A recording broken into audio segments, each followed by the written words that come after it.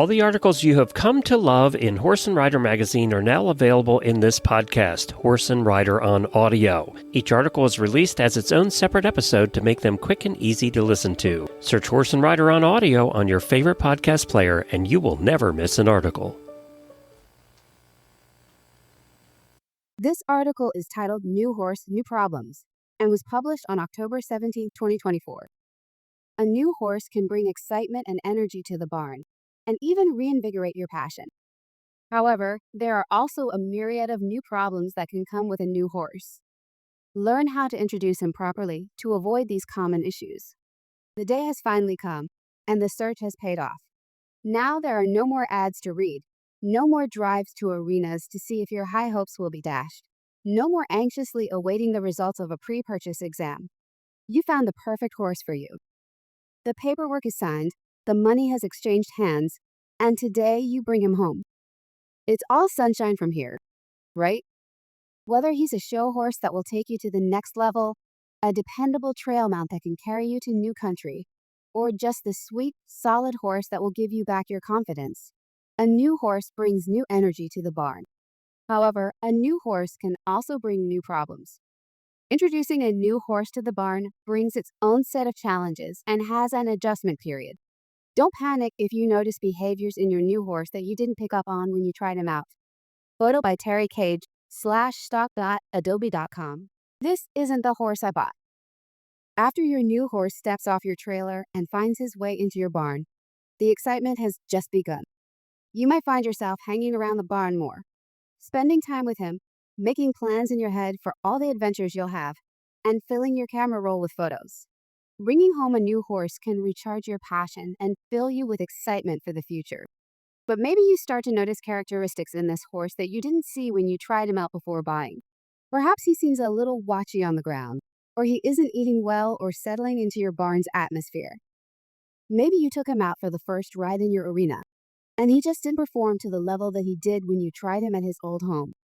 He might even be losing weight and doesn't look as great as the day you picked him up. These seemingly sudden changes can fill you with doubt and even dread. Did you make a mistake? Is this really the horse you thought he was? Why is he acting differently with you than his previous owner? Before you dive off the deep end and begin to catastrophize, take a breath and try these tips to avoid common problems that horse owners face when bringing home a new horse. Stay consistent for a smooth transition. Let's dig into the common problems you might face when you bring home a new horse, and how to solve them and preserve your peace of mind. Perhaps you bought a horse that was fit, shiny, sleek, and at the optimal weight. He was in shape and at the top of his game when you brought him home. Now you're noticing that he's dropping weight, or his coat looks a little bit dull. This is a common scenario that plays out when introducing a horse to a new facility. I often see things like key concerns such as diarrhea, gastric ulcers, and weight loss with a new diet and new stressors. New stressors can include everything from new herd dynamics, a change in turnout time and access, different hay and feed, to changes in weather. Horses can easily be stressed by all of those factors and will show it in their coat or weight. There are a few easy steps you can take to avoid gi distress as much as possible during this transition period. Horses love consistency. His diet, exercise, and environment need to stay as consistent as possible, with slow transitions over time. I suggest that buyers work with the previous owner to understand a new horse's diet and feed plan. Take a couple bales of the hay he has been eating to his new home and slowly transition him over to your hay. If you plan on keeping him on the same feed plan, try similar grain. Opt to feed him by himself until he settles into his new environment. This is so he isn't battling new herd dynamics at the same time, which can put him off feed. Be watchful for signs of gastric ulcers that can occur from stressful situations. These include weight loss, dull coat, behavior issues, and grinding of teeth. When bringing in a horse that is likely to have ulcers, such as one off the track, some folks like to administer Gastrogard, omeprazole, and sucralfate for 30 days. Another consideration to avoid gi distress is to consider the climate that the horse is coming from and the climate that he's moving to. Weather changes can be hard on your new horse, so be mindful of the time of year. It's hard on a horse to go from Florida to Wyoming in the winter or North Dakota to Louisiana in the summer. Try to make those transitions to new environments when there are not extreme climatic differences. Don't forget health records. Another consideration that can be easily overlooked when bringing home a new horse is the status of his recent health treatments and records. Problems can quickly arise if you're not in the know of your horse's last teeth floating, vaccinations, or deworming schedule. Checking in with the seller to educate yourself on the status of your new horse's health is a key part of the buying process. A common issue I see is a lot of assumption on the preventative medicine program. Make sure you know when and what vaccines he had, when the last deworming was, and which product was used. Find out when his teeth were done last, too. Other health considerations come into play if your new horse is traveling from a completely different climate and even a different geographical area than where your barn is located. Just a change in climate can cause health issues. Horses from Europe that are imported to the U.S. are often not vaccinated for West Nile virus, as it is not as prevalent. Having a thorough physical examination and preventative medicine program in place is important to avoid future problems. Start by keeping your new horse in a separate pen for a quarantine period. Then introduce him to his new herd slowly, and understand he will have to find his place in the herd dynamics. Photo by fasthorsephotography/stock.adobe.com. Start your own records.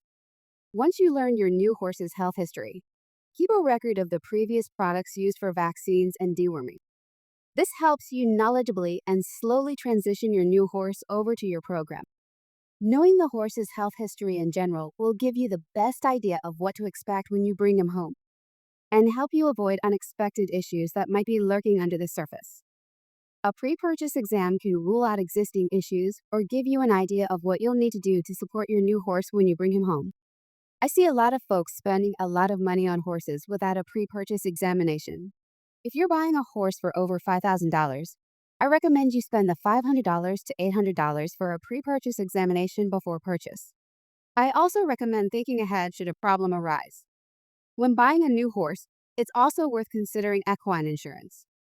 It's not extremely expensive, but can come in very handy where there is an injury or unexpected emergency surgery. Finding his place in a new herd. Horses are herd animals and do best in a setting where they have herd mates to play with, learn from, and socialize amongst. However, introducing a new horse to the herd can have negative consequences if not done properly. Although the way you introduce your horse to his new herd can depend on a variety of factors, there are some general guidelines to follow that can minimize stress to your new horse and the horses already living at the barn. I am an advocate for a 14-day quarantine period when bringing home a new horse. Although this might look differently depending on the type of horse you bought, his training level, and personality, a quarantine period gives him time to settle in and adjust slowly. He gets to observe the hustle and bustle of his new home, transition over to your feed program without fighting for a spot on the totem pole, and adjust to his new environment slowly. This quarantine period also decreases the risk of transmission of infectious disease. A slow introduction. A new horse introduced to a boarding barn environment might be able to go in his own stall, then immediately run and meet the horses next to him over the fence without much adjustment. If you plan on putting your new horse in a large corral with other horses, I suggest introducing the new herd mates slowly. Have a safe fence separating him and new herd mates for a couple days before introduction into the new herd. This adjustment period will not only relieve the stress of being thrown into a new environment without time to adjust, but also can help you avoid injury to your new horse or those already at the barn. Although eventually the herd will have to sort out its new dynamic, and your new horse will have to find his place among the other horses. A slow introduction can relieve tensions and help avoid territorial reactions from horses already at the barn. For a smooth transition, I want to emphasize the importance of a gradual introduction. The quarantine period is equally important for both the new horse and existing population of horses. Becoming a team takes time. Ruling out common causes of problems that can arise when bringing home a new horse starts with his feeding routine, health history, and the way he is introduced into the herd. From there, don't forget that things just take time. As much as you might try to keep consistency for him, he's still in a new place, with a new rider, new tack, and a new routine. Often a buyer will bring home a new horse and be disappointed that he doesn't ride around exactly as he did during the test ride. But when you make a new friend, can you expect to know their every quirk? character trait, and need within the first week of knowing them, that's just not feasible. It's the same with your new horse. Build your bond. The adjustment period to mesh with your new four-legged friend and become a team can vary depending on his training level and your riding ability. However, temper your expectations and don't expect perfection within the first week.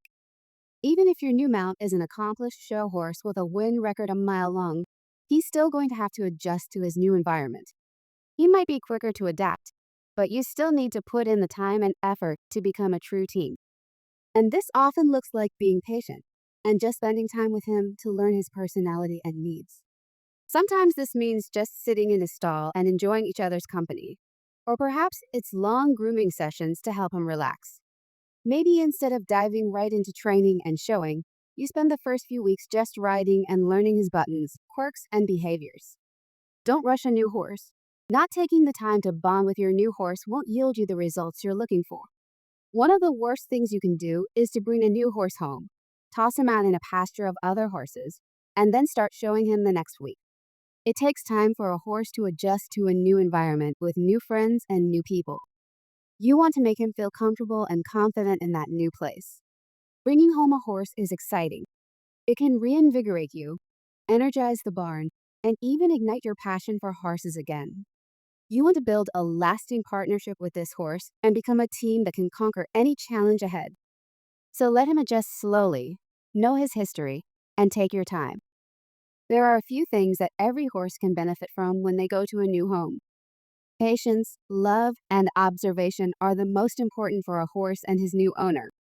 Learn his character, what he likes/doesn't like. Get him a routine to follow, and over time he will begin to trust you.